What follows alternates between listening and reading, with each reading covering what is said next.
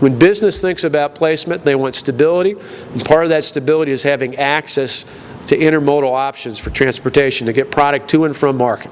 So whether it's interstates, whether it's highways, whether it's freight rail, whether it's the port system at the airport, businesses want access to multi-modes of transportation to get product to and from market. And this quarter provides exactly that, which is part of the impetus really with the team here of saying we can build off of this. We can build off of this, and this isn't just about throwing money at a problem. This is about a very strategic effort that we believe, when you look at the total investment, and you see the breakdown in the chart, but it becomes a $200 million investment to empower and strengthen and ultimately transform Milwaukee. $200 million, $100 million directly through the state from WIDA, another $100 million that's leveraged through a variety of ways through those resources, both from private financial investors, from foundations and others that have been done. And WIDA's got an established track record of promoting and creating that kind of leveraged investment in its projects in the past. We've decided this past year to put a greater emphasis not just on housing, because we think while we expect the housing market will grow in the future, there's a much greater interest and need right now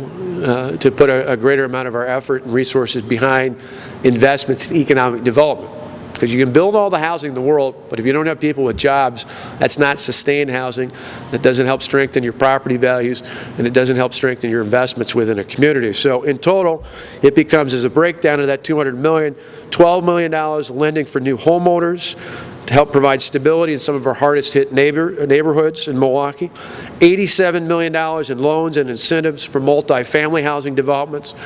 which help not only in terms of providing housing, but in the jobs that are created and the construction involved with those projects, $70 million in loans and incentives for business development projects, which directly link to jobs and job growth and creation in the city of Milwaukee, and then $31 million in leveraged investment from other public and private sources that combine. And again, on those charts, they show when you get up to that $200 million, the established track record that WIDA in particular has in terms of leveraging those resources. This has been a great team effort. They've done a tremendous amount to lay the groundwork, with the idea being that this isn't something we wanted to rush into. We wanted to make sure that we had the support from the community, from business associations, from neighborhood associations, from stakeholders, from local government, and do so in a way that really could have a dramatic impact on the city of Milwaukee, the people who live here, the people who grow up here, the people who work here, and the benefit that that provides to all of us. Because when Milwaukee's doing better, not only does it help the rest of the state's economy,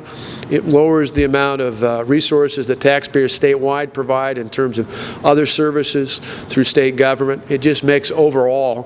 for a better state when we transform the city of Milwaukee. Now, on the lighter side, to say for those who filed a few years ago, visit Milwaukee's efforts with the movie credits, just so everybody's clear, this is not about a sequel to the Transformers that was filled down at the Art Museum. We're not going to see the College Travel open up and a Transformer come out of it, but it's certainly our hope that in these really very strategic investments that the state's going to make with stakeholders and local officials and financial institutions here in the city of Milwaukee, that while we may not see a Transformer come out, we will see a transformed community.